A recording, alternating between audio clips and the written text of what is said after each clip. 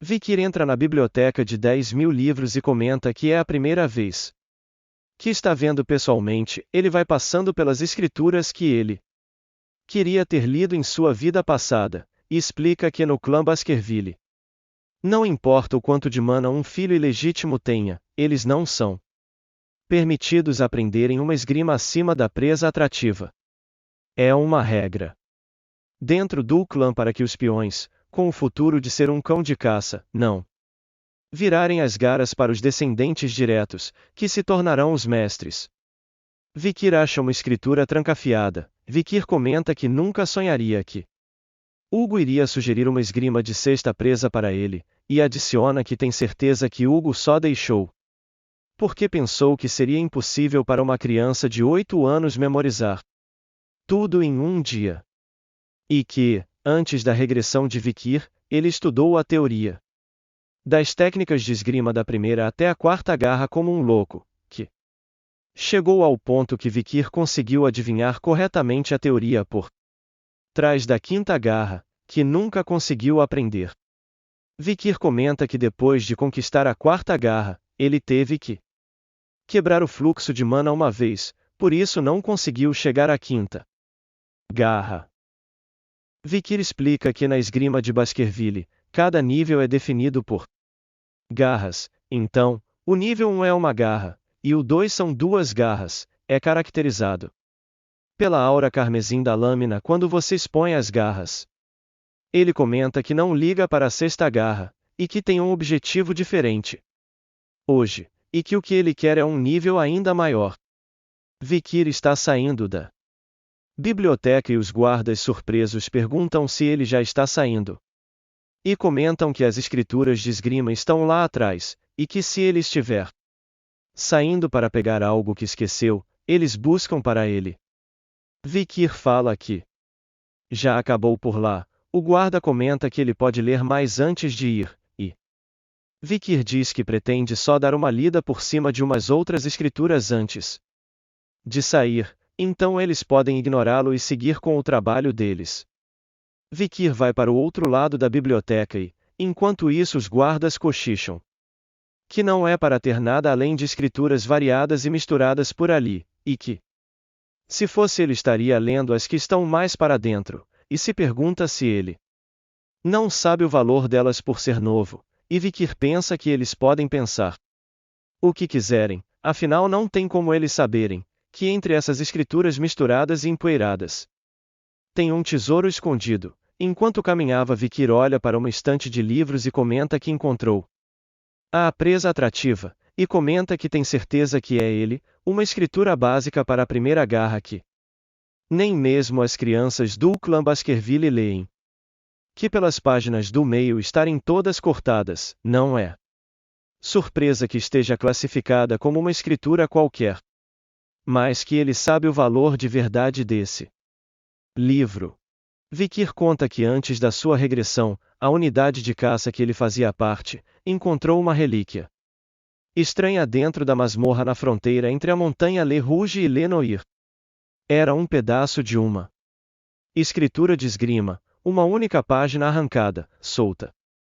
Uma única página de uma escritura, contendo a caligrafia do clã Baskerville. Percebendo algo de errado nisso, Hugo mandou procurar em todos os 10.000 livros da biblioteca para encontrar o livro original, e que aquele livro era a escritura de esgrima, conhecida como a presa atrativa. Essa escritura, escrita pessoalmente por um antigo Baskerville, detalha o método de atingir a 10ª presa. Consumido pela ideia da 10ª presa, Hugo enviou os cães de caça para que encontrassem as 6 páginas que faltavam, e depois de descobrir que as páginas restantes estavam escondidas em cada um dos outros 7 grandes clãs, Hugo quase declarou guerra a eles, enviando cães de caça contra qualquer um que resistisse e, depois de inúmeros sacrifícios, eles conseguiram oferecer todas as páginas que faltavam para o Hugo. E a recompensa por isso tudo foi, e apenas um bom trabalho. Vikir se irrita e comenta, que vida inútil, e continua a lembrar que graças àquilo, Hugo conseguiu superar a 7ª presa e progrediu até a 9ª. depois de utilizar o sangue e corpo dos cães de caça como combustível. Vikir comenta que isso não vai acontecer dessa vez, porque o cão de caça que recuperou todas as páginas foi ele, e que se lembra do conteúdo de todas as páginas perdidas, mas a razão pela qual ele nunca foi capaz de ir além da quarta presa é porque ele nunca viu o texto original. Ele leu uma parte do livro que diz que o primeiro passo da 10ª presa é similar, em essência, à primeira. A partir do momento que você demonstra agressão enquanto desembainha a espada e desenha um arco, todos os caminhos terminam com a mesma limitação.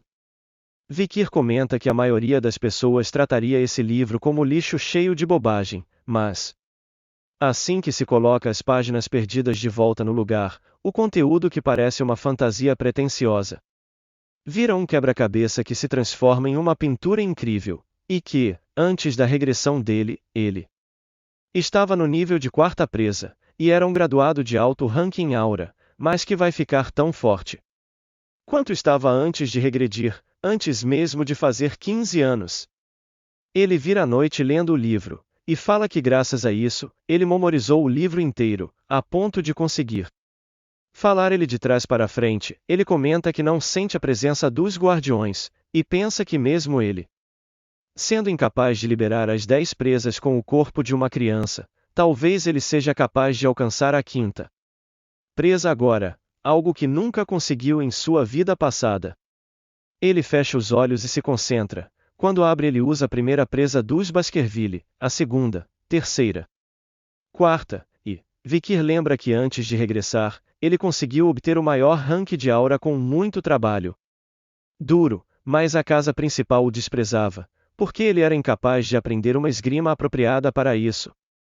E o único motivo pelo qual ele nunca conseguiu alcançar a quinta presa ou mais, é por ele ser um filho ilegítimo. Ele comenta que não vai viver uma vida dessas de novo, e imagina que está atacando Hugo, e o despedaça com a quinta presa. Ele comenta que não está completa ainda, mas que conseguiu liberá-la, e comemora. Vikir queria chorar de felicidade por ter alcançado a quinta presa. Vikir comenta que se puder aumentar sua mana agora, ele conseguirá chegar ao ponto que estava antes de voltar. Ele comenta que o buraco de mana está crescendo também, e por uma dimensão inteira através do esclarecimento dessa vez.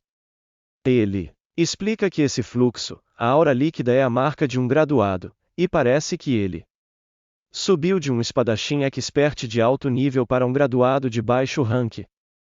O nível que ele chegou quando tinha 30 anos antes de voltar, para ter chegado nisso com só 8 anos. Um espadachim graduado está em um nível totalmente diferente de um expert. Como a aura gasosa toma uma forma líquida, sua densidade aumenta, e sua habilidade de mudar de forma fica menos limitada. Vikir comenta que também obteve uma esgrima melhor do que a que ele usava, uma que não pare só na quinta forma, que pode chegar até a 10ª presa, uma que tem potencial infinito. Vikir explica que o canino de esfolar que ele tinha aprendido antes, permitia ficar mais forte mais rápido, mas os limites do seu crescimento eram claros, comparado a isso. A presa atrativa é a esgrima perfeita que une o ataque e defesa e não tem limite de crescimento, e adiciona que se ele se concentrar, irá conseguir até enfrentar um graduado de nível intermediário, e que vai ter uma chance de 100% de sucesso. Se for um assassinato, 50% se for um ataque frontal. Ele diz que o problema é o quanto ele deve revelar a Hugo. A quantia de força que ele deve revelar não deve ser de mais ou de menos. Ele diz que tem que colocar o suficiente de expectativa nele para poder continuar a usufruir dos benefícios. Vikir coloca fogo no livro e diz que com isso, as chances do Hugo e seus cães de caça chegarem à 10ª presa já era, tirando ele. Os guardas chegam se perguntando o que cheiro é esse, e perguntam o que Vikir fez. Vikir responde que acabou queimando o livro porque foi descuidado deixando o vidro magnificente nele, e que, se precisar relatar, ele mesmo irá falar. Os guardas falam que Vikir não precisa se preocupar com isso, e Que a culpa é deles por não tomarem conta dele direito, e que é um alívio que apenas. Alguns livros foram queimados, e Vikir responde que eram todos comuns, e que os guardas estão ocupados com o conflito com a família Morg pela mina de rubi, e que não devem estar com tempo para prestar atenção a todos os probleminhas como esse, e que talvez seja melhor considerar que isso nunca aconteceu. O guarda responde que se o jovem mestre puder fazer vista grossa, e Vikir fala que eles vão manter isso em segredo entre eles, e se desculpa por tomar o tempo deles. Os dois comentam que Vikir é uma boa pessoa e um jovem respeitável. Vikir chegar na sala do patriarca, e Hugo pergunta se Vikir chegou a um esclarecimento. E Vikir responde um pouco. Hugo pergunta o que Vikir sentiu dentro da biblioteca. Ele responde que sentiu algo do tipo quente e afiado e ao mesmo tempo macio e maleável.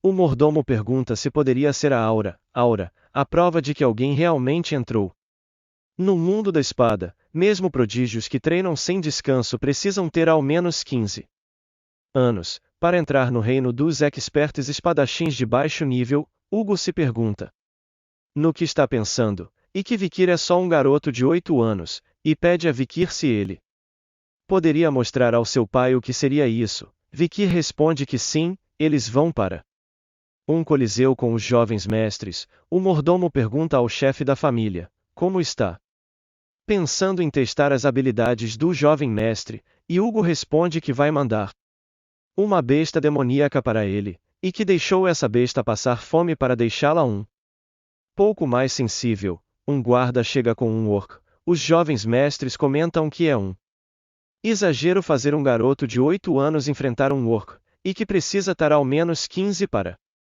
conseguir enfrentar um. Hugo acena para o guarda, que solta o orc. O orc vai para cima de Vikir.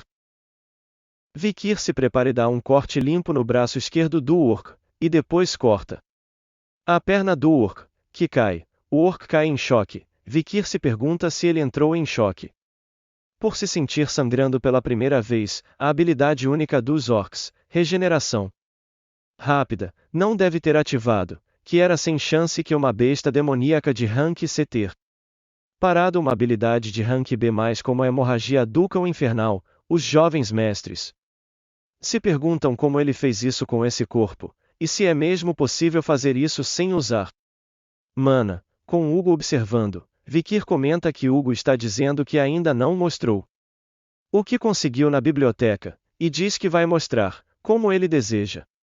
Hugo e o mordomo ficam em choque, com Vikir mostrando a lâmina de aura, e Vikir golpeia o orc, explodindo.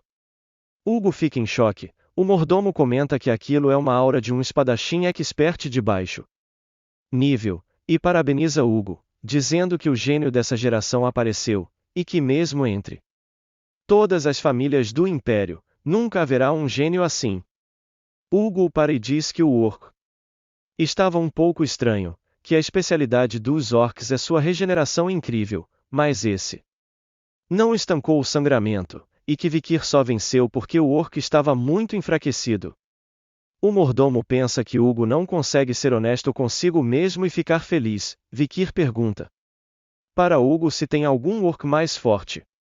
Vikir pensa que é melhor revelar uma quantidade suficiente da sua força, que se ele tiver sorte, suas conquistas serão reconhecidas e terá uma chance de se separar do Hugo. Por exemplo, ser enviado para a selva ou entrar na academia. Hugo comenta que os orc que capturaram não são o bastante para saciar a fome do seu filho, e que o que Vikir disse faz sentido, pois ele está na idade em que precisa continuar a experienciar combates reais, e pergunta para o mordomo se há um indivíduo da tribo dos bárbaros que capturaram para realizar experimentos. O mordomo responde que tem um sobrando, e que é provável que ele esteja bem sensível por não ter comido por muito tempo. Vikir fica surpreso quando liberam o troll e pergunta a Hugo se já pode começar. Hugo diz para começar, e Vikir parte para cima. O troll dá um soco e Vikir desvia e vai para trás do troll, e se afasta. Um jovem mestre comenta que Vikir não aproveitou a abertura para atacar Hugo comenta que foi uma boa decisão, a habilidade regenerativa dos Trolls é incrível.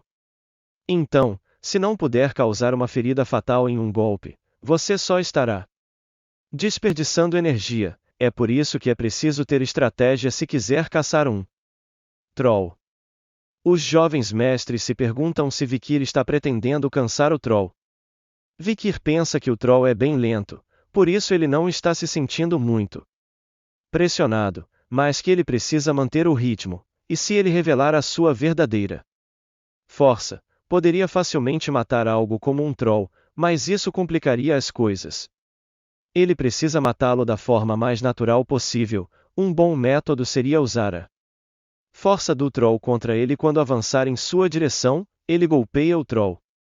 Os jovens mestres comentam que mesmo assim o Troll irá se recuperar imediatamente de qualquer coisa que não mate em um golpe, e que deve ser impossível matar um Troll usando a primeira presa da esgrima Baskerville. Já é impressionante um garoto de 8 anos tenha conseguido fazer tudo isso. Vikir pensa que é verdade que é impossível cortar o duro couro do Troll só com a primeira presa, e que se usasse a habilidade de hemorragia do Beelzebub, o Troll morreria depois de um tempo.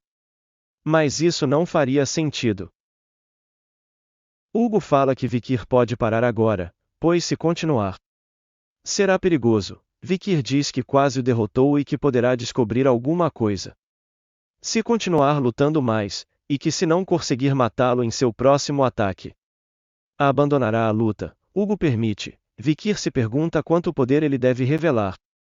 E que já decidiu isso, que quer criar um cenário em que parece que recebeu iluminação durante o combate e ficou mais sábio, e que está ansioso para ver a reação do Hugo. Vikir dá um golpe no orc, todos ficam surpresos. Pela primeira vez na história do clã Baskerville, a segunda presa que os irmãos só alcançariam aos 18 anos, foi alcançada por um garoto de 8 anos, um irregular havia nascido.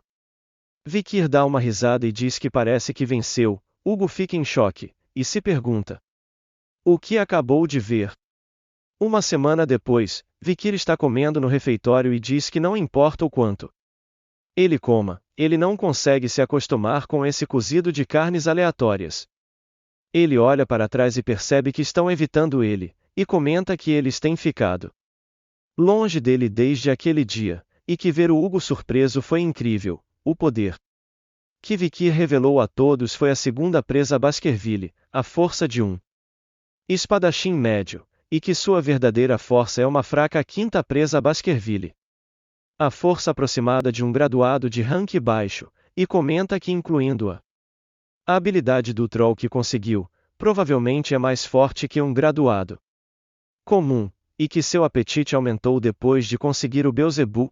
Os três gêmeos aparecem atrás de Vikir. Ele se pergunta o que eles querem, e se pergunta se pegou leve demais com eles. Um dos três responde que não é isso, eles só queriam dizer que foi legal como ele matou o Cerberus e o Troll. Vikir se pergunta se eles estão tentando ser amigos dele ou tentando enganá-lo. Enquanto Vikir pensava o que fazer com eles, o mordomo se aproxima, e diz que Vikir precisa visitar o patriarca agora mesmo. Uma carruagem do clã Morg chega à casa dos Baskerville, Hugo e Adolphe Morg. O encarregado do líder do clã Morg, Adolphe, comenta que espera que o evento anual deste ano acabe sem problemas. Hugo comenta que o treinamento em conjunto acabou sem que muita coisa acontecesse. Adolphe comenta que no ano passado houveram alguns feridos em ambos os clãs. Hugo, irritado, comenta que chamaram mero arranhão de ferida grave. Ele diz que as crianças do clã Morg são bem dramáticas. Adolphe diz que pode ser porque eles do clã Morg são prestigiosos e elegantes. O prestigioso clã mágico, o clã Morg, o clã espadachim Sangue de Ferro, o clã Baskerville. Os dois clãs nem sempre tiveram atritos um com o outro. As palavras do imperador, há 2 gerações atrás, foram: de magia e espada são existências complementares. Com essas palavras, o clã Baskerville e Morg começaram um processo de treinamento em conjunto. apenas as crianças entre 8 e 15 anos participavam.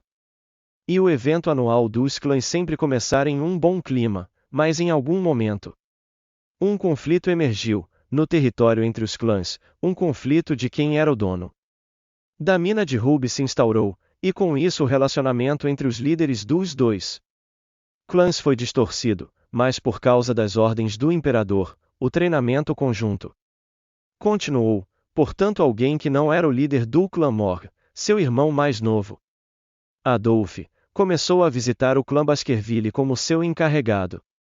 Adolf comenta que ouviu que alguém bem talentoso apareceu entre os Baskerville. Um gênio que aparece a cada 100 anos vindo do clã Baskerville, é uma grande sorte para o Império. Hugo comenta que isso não é algo para elogiar tão grandemente assim.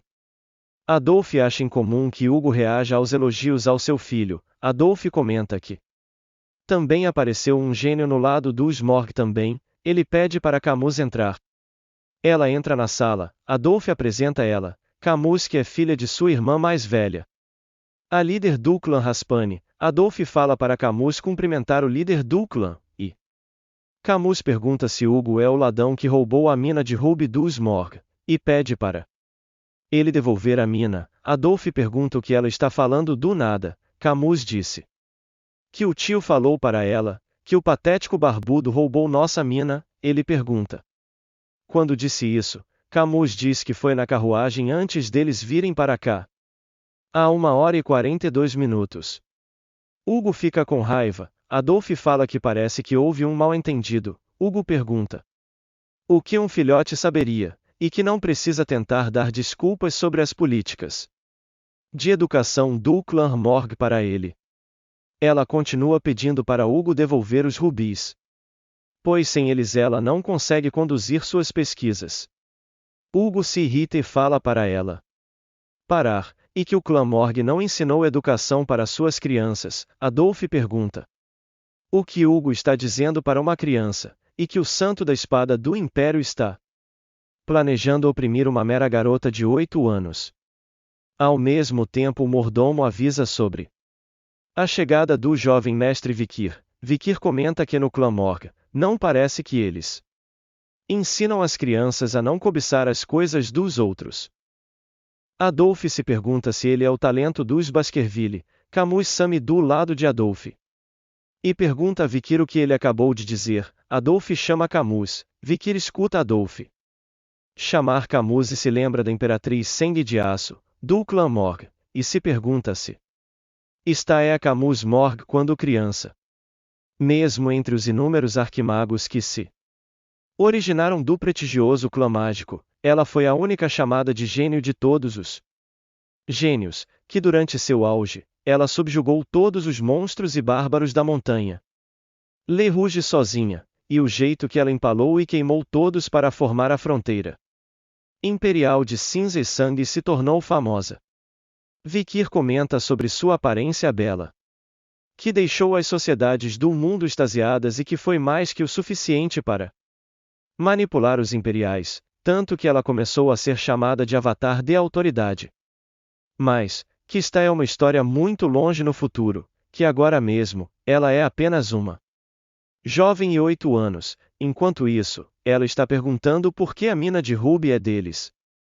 Vikir fala que ela deve ter se esforçado bastante viajando até aqui só para fazer birra. Adolf e Hugo ficam surpresos. Ela pergunta se ele acabou de dizer que ela está fazendo birra. Vikir responde que é exatamente isso que ela está fazendo agora. Ela diz que vai ensinar o porquê a mina de Ruby pertence aos Morgs. Vikir permanece sorrindo e diz que isso parece divertido. Camus mostra uma planta e diz que fazendo isso até alguém ignorante como Vikir vai entender. Vikir comenta que pensou que eles iam lutar. Camus fala sobre as fronteiras entre os Morgs e os Baskervilles, também conhecida como área de segurança conjunta, que é dela que saem os rubis de mais alta qualidade, e diz que o problema é que a entrada dessa mina é localizada na superfície do território Morg, enquanto o subsolo dela é localizado no território Baskerville, e diz que a mina é estruturada de um jeito que os Baskerville não conseguem minerar os rubis sozinhos, que significa que a mina deve pertencer aos Morg, e que os Baskerville estão forçadamente insistindo que os Morg estão invadindo o território e interferindo em nosso trabalho, e que estão rejeitando a oferta de pagarmos um arrendamento de território. Adolf comenta que sua sobrinha é inteligente. Vikir comenta que o minério ruby é utilizado frequentemente como ingrediente mágico, e que não há qualquer uso preciso para os Baskerville. Camus diz que é exatamente isso.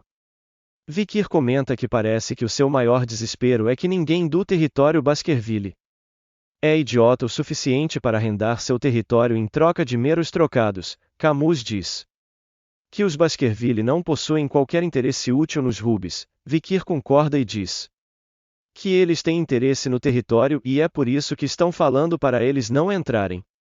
Afinal, os únicos que estão chateados por não terem os rubis são os Morg. Camus diz que vai mostrar de um jeito mais certo o porquê os rubis pertencem aos Morg.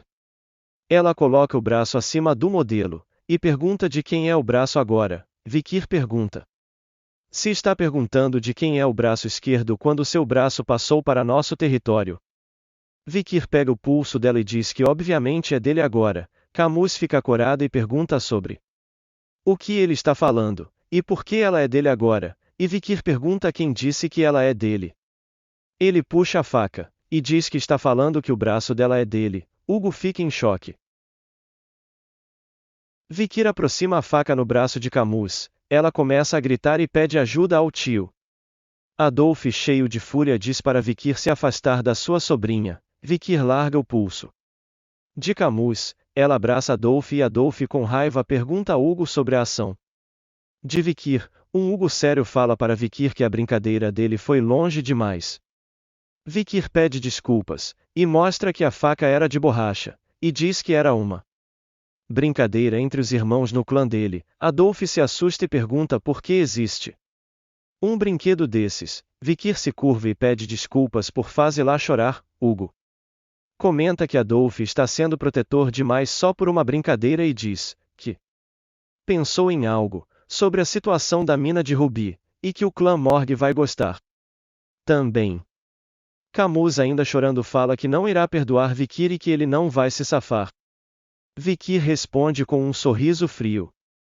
A competição amigável entre o clã Baskerville e o clã Morg começou. Crianças de 8 a 15 anos se juntam em um único lugar para testarem suas habilidades, comparado às crianças de 8 anos, que competem em sensibilidade à mana ou teoria. Os duelos entre as crianças de 15 anos recebem mais atenção, mas, esse ano, toda a atenção estava em outro lugar. Camus Morg, do prestigioso clã mágico, Morg, do clã espadachim de sangue de ferro, Baskerville, Vikir van Baskerville, eles aceitaram a oferta do clã Morg e utilizaram as regras de treino prático, para ter um duelo entre as duas estrelas em ascensão dos dois clãs.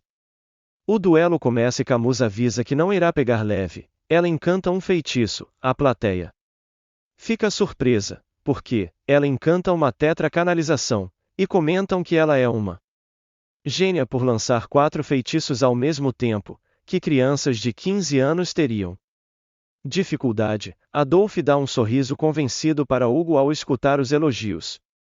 Camus lança os 3 feitiços ao mesmo tempo, e Vikir desvia dos 3, e comenta que é bem chamativo, mas seria melhor focar em cada feitiço individualmente. Ela, irritada, comenta que Vikir é só um verme que nem entende de magia. Camus abre uma parede de areia. Enquanto destrui a parede, Vikir comenta que o chamar de verme é um pouco demais. Em seu pensamento, Camus não acredita que Vikir quebrou a parede de areia tão facilmente, e diz que foi descuidada. Vikir se aproxima dela e dá um peteleco na testa dela, que sai voando. Camus, no chão, pergunta se Vikir está pegando leve.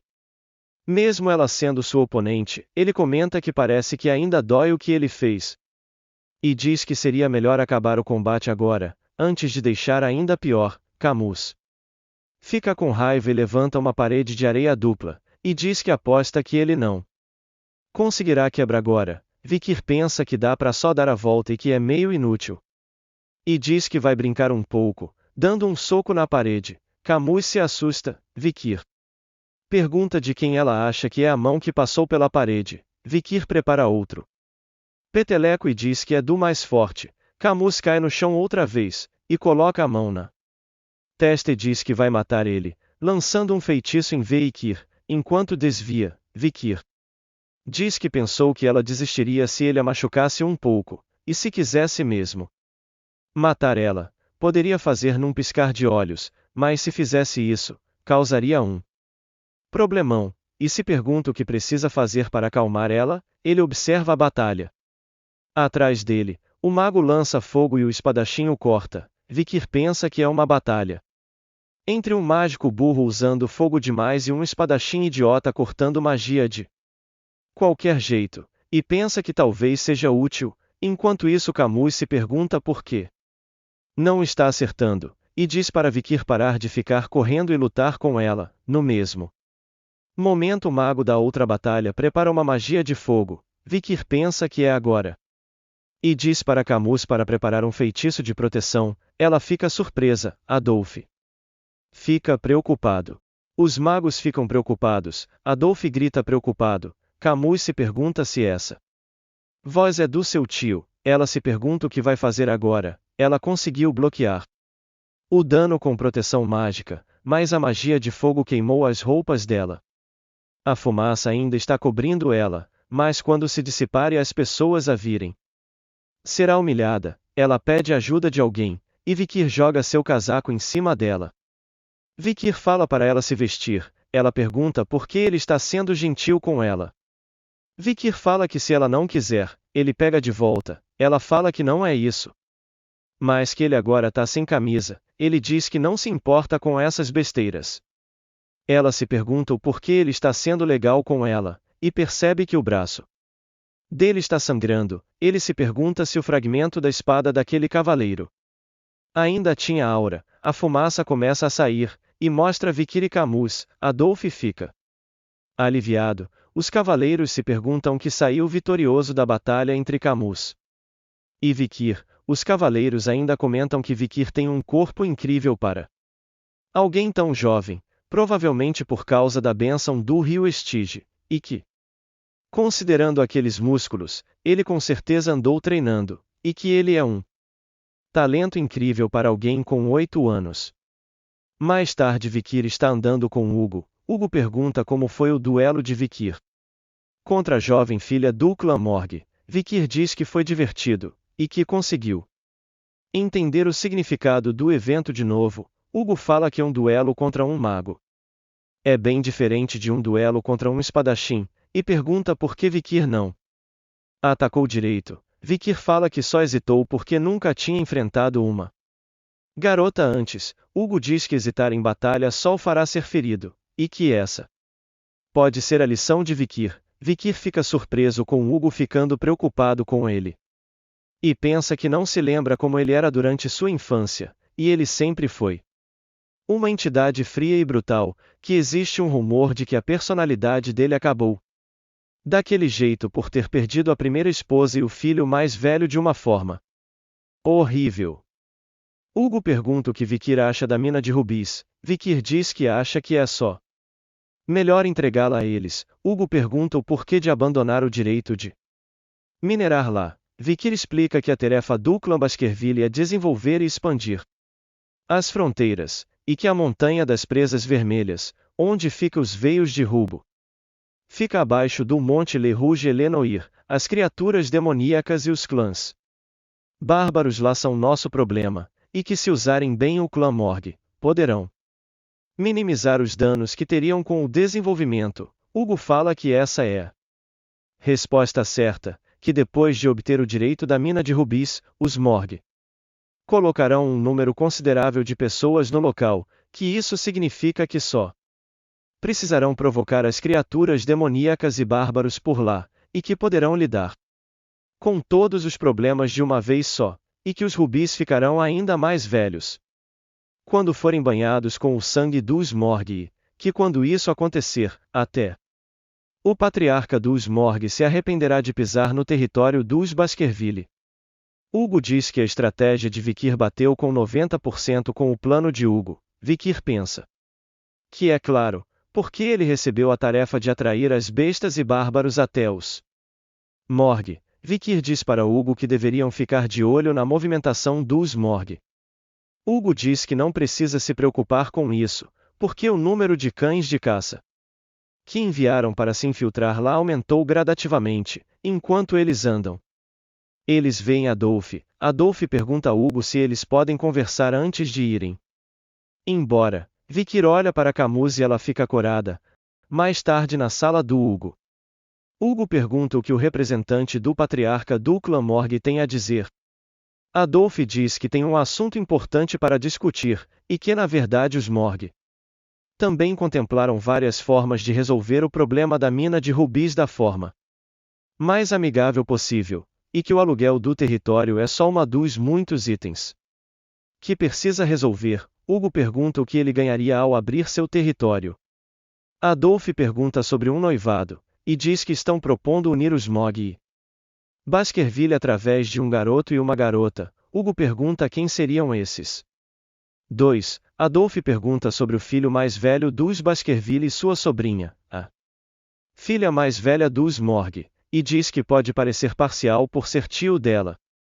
Mas ela é uma garota incrível, desde a aparência até a inteligência, que ela não tem defeitos. Ele fala que tem certeza que ela será uma ótima companheira para o sucessor do clã Baskerville, que é chamado de Pequeno Sol. Hugo diz que seu filho mais velho vai fazer 25 esse ano e diz que a diferença de idade é muito alta. Camus diz que não vai se casar com ninguém que seja mais fraco que sua mãe. Adolf diz que se ela quiser se casar com alguém mais forte que sua mãe, ela ficará solteira para sempre. Ela diz que só está analisando o potencial deles. Ela fala que odeia uma diferença de idade tão grande e quer alguém da idade dela ou mais novo. Hugo diz para ela que lá não é um buffet. Ela diz sabe, mas também não sai comendo qualquer coisa que oferecem. Ela olha corada para Vikir. Adolf percebe e diz que ela não pode com ele, pois ele não é um puro sangue. Hugo pensa que as palavras de Adolf estão deixando ele furioso. Hugo diz que o pensamento dos indivíduos é importante no noivado, e pergunta a Vikir o que ele acha. Camus olha para ele. Vikir diz que faria se for uma ordem. Adolf fica perplexo, se perguntando como Vikir se atreve a ser tão insolente. Com a única filha da linhagem direta, Camus se pergunta se isso quer dizer que ele não gosta dela, e se pergunta se ele é meio tímido. Hugo explica que ser da linhagem direta não significa dada para os Baskerville, e que às vezes, Lê tenha filhos inferiores, e vão os superiores. Adolf pergunta se ele é mesmo tão talentoso assim. Para Hugo falar com tanta estima, Adolf se levanta e encara Vikir, e Vikir lembra de Adolf de sua vida passada. Adolf Morgue, um mestre de sexto círculo, ele é um homem extremamente forte nos escalões superiores do clã Morgue, um clã mágico de elite muito prestigioso. Ele também é conhecido por ser um tio que mima a sobrinha até demais. Adolf diz para Vikir que ter talento não é nem perto de ser bom o suficiente para ser marido da Camille. Vikir pensa que esse casamento foi proposto pelo clã, e não foi ideia dele, e que, pessoalmente, não acredita que nem mesmo que os filhos legítimos de Baskerville sejam bons suficientes para Camille. Adolf se pergunta por que Vikir é tão robusto, e pergunta a Vikir por que ele não o responde. Vikir diz que parou de ouvir porque Adolf disse que não estava falando com ele. Hugo fica orgulhoso, e Camus se pergunta como ele pode falar com tanta ousadia na frente do tio dela. Adolf começa a rir, e pergunta para Hugo se ele pode ter uma conversa mais a fundo com Vikir. Hugo pergunta se o grande império está realmente planejando interrogar uma criança de 8 anos. Adolf responde que Vikir é uma criança que talvez vire o marido de sua sobrinha no futuro, e que não está pedindo este favor como representante do clã Morgue, e sim como tio de uma menina, Camus tenta o interromper, e Adolphe diz para ela ficar quieta. E que às vezes, eles têm que fazer esse tipo de coisa. Adolphe pergunta a Hugo se ele pode ter a conversa com Vikir, e Hugo permite já que ele insiste tanto. Mais tarde, Hugo e Camus estão na arquibancada enquanto Adolphe e Vikir estão na arena. Adolphe diz para Vikir que vai testar do que ele é feito, e diz para mostrar tudo o que tem. Vikir concorda e pensa que Adolphe desmaiaria se ele mostrasse tudo. Adolphe lança um feitiço, dizendo que vai dar uma ajuda para Vikir. Camus se pergunta se Adolphe está fazendo um jarro, e se orgulha do seu tio poder lançar uma magia de fogo, terra e água. Com o feitiço feito, Adolphe diz que vai duelar com um jarro repleto de água em cima da cabeça, e que se Vikir fizer ele derrubar uma gota de água sequer, a vitória será de Vikir. Vikir comenta que Adolphe Morgue é um homem forte que ele não conseguiria nem arranhar antes de regredir, e que é uma ótima oportunidade para presenciar uma parte dos poderes dele. Ele tem certeza que Hugo permitiu pensando do mesmo jeito. Vikir se pergunta quais seriam suas chances de ganhar se ele lutasse contra ele com toda a sua força antes de regredir. Ele pensa que assassinato por emboscada seria 50% de chance, 10% em mano a mano. Vikir conclui que não precisa usar tudo, só o suficiente para deixar Hugo contente, e comenta que é hora de dar uma olhada nas habilidades do grande mago. Camus fica surpresa, e comenta que Vikir não pode correr de frente assim contra Adolphe. Vikir dá um golpe, mas Adolphe defende e pergunta a Camus por que ela diria isso a ele, e comenta que magia de escudo é a melhor resposta possível contra um espadachim, porque esse escudo é difícil de perfurar sem uma aura excepcional. Ele pergunta se agora é sua vez de atacar, e lança uma magia em Vikir. Camus diz que Adolphe nunca usou esse tipo de magia nem mesmo treinando contra ela. Ele pergunta de qual lado ela está. Hugo diz que Adolphe está atacando em uma velocidade que ainda dá para desviar, então ele não precisará intervir, e comenta que quer ver o que o jovem cão de caça vai mostrar contra o grande mago. Vikir se pergunta se esse é o limite das habilidades dele, e comenta que se usar o fato que regrediu para seus 8 anos, junto com a experiência que ele teve antes de voltar, ele acha que consegue fazer Adolphe abaixar a guarda, e que talvez até consiga matar ele.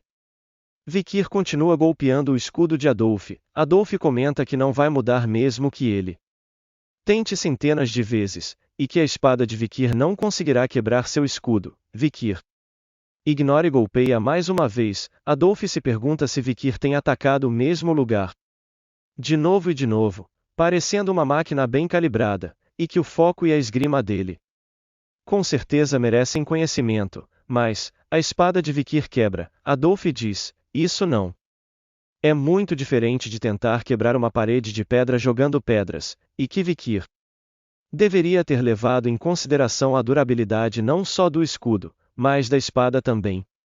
Adolphe continua dizendo que tem mérito em ser teimoso como uma mula e tentar vencer com força, mas ele deveria considerar o oponente com mais cuidado quando estiver usando táticas como essa. Hugo e Camus ficam surpresos, enquanto Adolphe continuava dando sermão.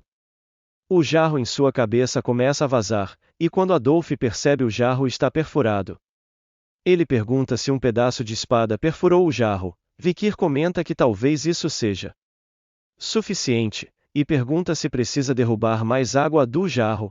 Camus cora mais uma vez e diz que é só uma coincidência, mas ele conseguiu ganhar do tio dela. Ela pergunta se isso significa casamento. Hugo pergunta se seria mesmo uma coincidência um pedaço da espada quebrada acertar o jarro, e comenta que talvez esteja criando um cão de caça muito mais ardiloso do que ele pensava.